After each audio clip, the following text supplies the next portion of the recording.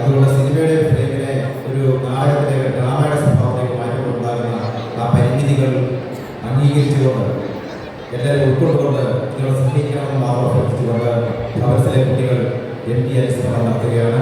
അദ്ദേഹം മുദ്രകളാക്കിയ 5 സിനിമയിലെ കഥാപാത്രങ്ങൾ, ക്ലാസിക് സിനിമയിലെ കഥാപാത്രങ്ങൾ, ആ കഥാപാത്രങ്ങളുടെ ഓരോ ചെറിയ രംഗമാണ് അവതരിപ്പിക്കുന്നത്. ഭവനത്തിലെ കുട്ടികൾ MTയുടെ അനുസ്മരണം മുതലേ നടത്തുന്ന ഈ പ്രോഗ്രാമിലേക്ക് സ്വാഗതം ചെയ്യുന്നു.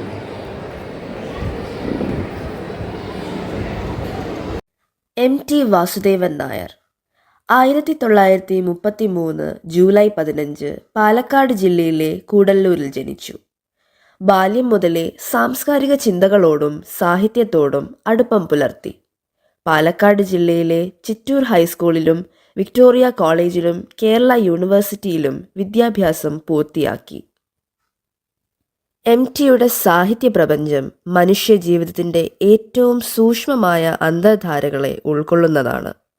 സാമൂഹിക യാഥാർത്ഥ്യത്തിൻ്റെ ആഴത്തിലുള്ള അവതരണം, മനുഷ്യ മനസ്സിൻ്റെ സങ്കീർണതകൾ, കാലത്തിൻ്റെ മാറ്റങ്ങൾ എന്നിവ അദ്ദേഹത്തിൻ്റെ കൃതികളിൽ പ്രതിഫലിക്കുന്നു. കേരളത്തിൻ്റെ ഗ്രാമീണ ജീവിതം, സാമൂഹിക അസമത്വങ്ങൾ, കുടുംബ ബന്ധങ്ങൾ, മനുഷ്യൻ്റെ ആന്തരിക സംഘർഷങ്ങൾ എന്നിവ പ്രതിപാദിക്കുന്ന സാഹിത്യ സൃഷ്ടികളിലൂടെ അദ്ദേഹത്തിൻ്റെ സാമൂഹിക ചിന്തയാണ് അനാവരണം ചെയ്യുന്നത്. സാഹിത്യത്തിൽ എന്ന പോലെ സിനിമയിലും ശക്തമായ സാന്നിധ്യമായിരുന്നു ശ്രീ MT വാസുദേവൻ നായർ. അദ്ദേഹത്തിൻ്റെ 60ഓളം തിരക്കഥകളിൽ സാഹിത്യത്തിൻ്റെ ആഴവും സിനിമയുടെ ദൃശ്യശ്രവ്യ ഭാഷയും ഒത്തുചേരുന്നു. എൻ്റെ തിരക്കഥകൾ ശ്രേഷ്ഠങ്ങളായ രചനകളാണെന്നോ സ്ക്രിപ്റ്റിങ്ങിൻ്റെ ഉത്തമ മാതൃകകളാണെന്നോ ഞാൻ പറയില്ല. പക്ഷേ നല്ല സിനിമകളിലേക്ക് എത്തിച്ചേരാനുള്ള ആത്മാർത്ഥമായ പരിശ്രമങ്ങളായിരുന്നു അവ. മലയാളത്തിൻ്റെ പ്രിയ എഴുത്തുകാരൻ MT ഒരിക്കൽ പറഞ്ഞതാണിത്. 1965 പുറത്തു വന്ന മുറപ്പെണ്ണ് മുതൽ ആരംഭിക്കുന്നു അദ്ദേഹത്തിൻ്റെ സിനിമാ ചരിത്രം. തിരക്കഥ, സംഭാഷണം, നിർമ്മാണം, സംവിധാനം MT വാസുദേവൻ നായർ. പള്ളിവാളും കാൽച്ചിലമ്പും എന്ന കഥയുടെ ചലച്ചിത്രാവിഷ്കാരം, മികച്ച ചിത്രത്തിനുള്ള ദേശീയ അവാർഡും മികച്ച നടനുള്ള ദേശീയ അവാർഡും നേടിയ ചിത്രം, മികച്ച തിരക്കഥ, സംവിധാനം തുടങ്ങിയ അവാർഡുകളിലൂടെ സംസ്ഥാന അവാർഡിലും തിളങ്ങിയ ചിത്രം, ലൊക്കാർണോ സാൻ ഫ്രാൻസിസ്കോ ഫിലിം ഫെസ്റ്റിവലിലേക്ക് തിരഞ്ഞെടുക്കപ്പെട്ട ചലച്ചിത്രം, വർഷങ്ങൾക്കിപ്പുറം ചർച്ചകളിൽ നിറഞ്ഞു നിൽക്കുന്ന നിർമാല്യം. അഭ്രപാളികളിൽ ഈ ക്ലാസിക് ചിത്രം ചരിത്രത്തിൻ്റെ ഭാഗമായി.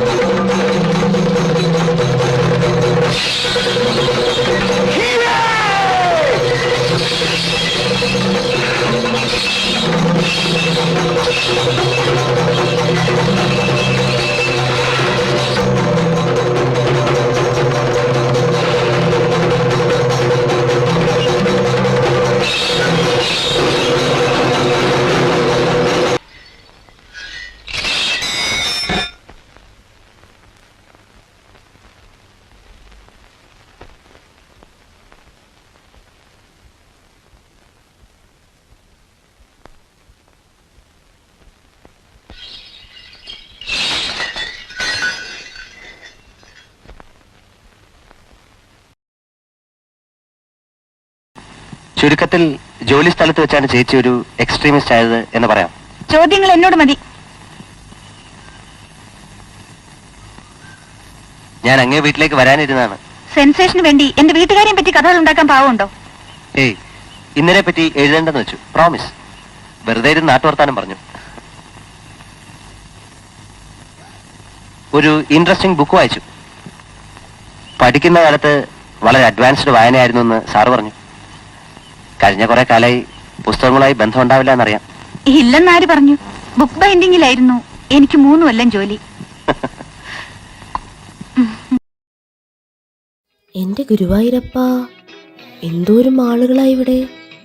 വെറുതെ അല്ല വല്യമ്മ 30 വർഷമായിട്ട് മുടങ്ങാതെ വന്ന് ഭജനയിരിക്കുന്നത്. എത്ര കണ്ടിട്ടും മതി വരുന്നില്ലല്ലോ. ഈ ആളുകളൊക്കെ എവിടെ നിന്ന് വന്നവരായിരിക്കും? ഇനി ഇവരെ കാണാൻ പറ്റുമോ എന്തോ. വല്യമ്മ പറഞ്ഞത് ശരിയാ. ഇടയ്ക്കൊക്കെ ഇവിടെ വന്ന് തൊഴണം. മേപ്പത്തൂർ ഭട്ടതിരിക്ക് കവിതയുണ്ടായ തിരുനടയല്ലേ, ഇനി എനിക്കും കവിത ചൊല്ലാൻ കഴിഞ്ഞാലോ? കഴിഞ്ഞ ഉത്സവകാലത്തിൽ നിന്നും കുട്ടിശങ്കരൻ ആകെ മാറിയിരിക്കുന്നു. അവൻ ഇനി എന്നെ മനസ്സിലായില്ലായിരിക്കുമോ? ഇത്തവണ എന്തായാലും രാമുവിനെ കാണാൻ പറ്റി. നല്ല കുട്ടി. അവൻ്റെ കവിതകളും എനിക്കേറെ ഇഷ്ടമായി. 14 ദിവസം കഴിഞ്ഞു പോയത് അറിഞ്ഞതേയില്ല. എനിക്ക് വീണ്ടും കാണാൻ പറ്റുമായിരിക്കുമോ?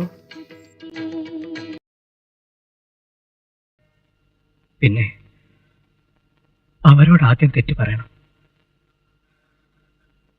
പിറക്കാൻ പോണ കുട്ടിയുടെ അച്ഛൻ ഞാനാണെന്ന് എവിടെ വേണമെങ്കിലും ഞാനിനി വിളിച്ചു പറയാം. അതിന് അച്ഛനില്ല.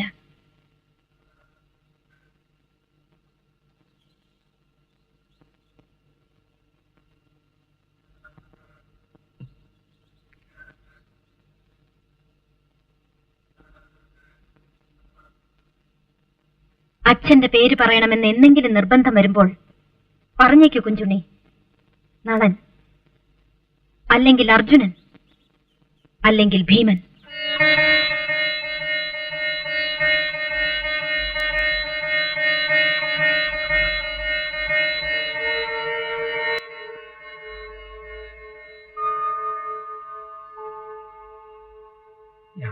സ്നേഹത്തിന്റെ കാര്യം കുറച്ചു മുമ്പ് പറയണത് കേട്ടു. എനിക്കും സ്നേഹം തോന്നിയിരുന്നു. അത് അരങ്ങത്ത് കണ്ട ഏതോ വീരനായകനോടായിരുന്നു. പിന്നെയാണത് മനസ്സിലായത്. ഈ മാധവനോടായിരുന്നില്ല നിശ്ചയം.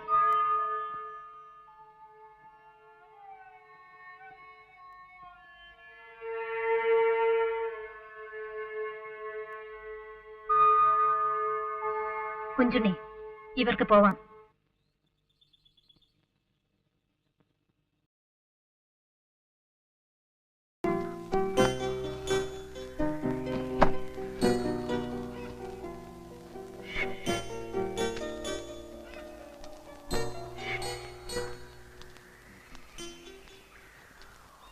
ഇത് ചന്തയിൽ കൊണ്ടുപോയി 300 ദിനാറിന് വിൽക്കണം.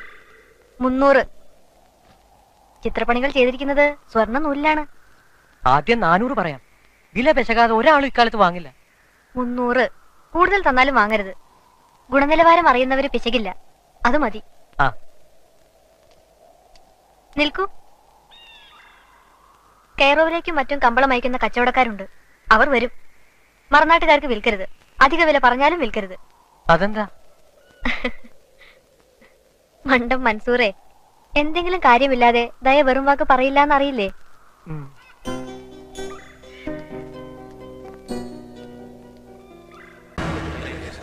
കളവ് പറഞ്ഞ് എന്നെയും നിങ്ങളെയും വഞ്ചിച്ചുവെങ്കിലും ആ പെൺകുട്ടി എനിക്ക് പ്രിയപ്പെട്ടവളായി തീർന്നു. ദയാ,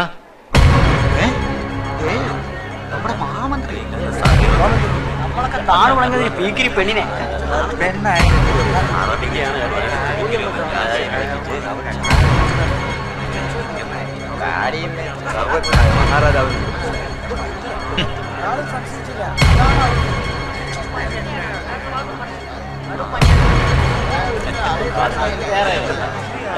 പക്ഷേ കുറ്റം കുറ്റമായി തന്നെ കാണണം.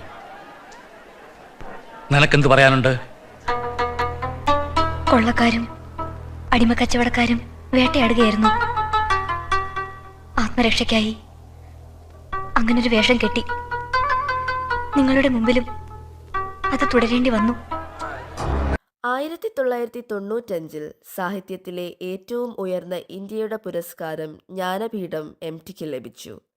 2005 പത്മഭൂഷൺ, 2013 കേന്ദ്ര സാഹിത്യ അക്കാദമി അവാർഡ്, 1973 മികച്ച ചലച്ചിത്രത്തിനുള്ള ദേശീയ പുരസ്കാരം തുടങ്ങി നിരവധി അവാർഡുകളാണ് അദ്ദേഹത്തിന് ലഭിച്ചത്.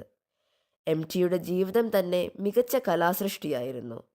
തൻ്റെ അനുഭവങ്ങളും നിരീക്ഷണങ്ങളും നോവലുകളിലേക്കും സിനിമകളിലേക്കും കൊണ്ടുവന്ന് അദ്ദേഹം സാഹിത്യ ലോകത്തെ സമ്പന്നമാക്കി. മലയാള സാഹിത്യത്തെ ലോകോത്തര നിലവാരത്തിലേക്ക് ഉയർത്തി. MT എന്ന അതുല്യ പ്രതിഭയുടെ വിയോഗം സാഹിത്യ ലോകത്തിന് നികത്താനാവാത്ത നഷ്ടമാണ്. അദ്ദേഹത്തോടുള്ള ഞങ്ങളുടെ ആദരവാണ്, കടമയാണ് ഈ പ്രോഗ്രാം. പത്തനംതിട്ട ഭവൻസ് വിദ്യാമന്ദിർ MT എന്ന മഹാപ്രതിഭയ്ക്ക് മുന്നിൽ ശിരസ് നമിക്കുന്നു.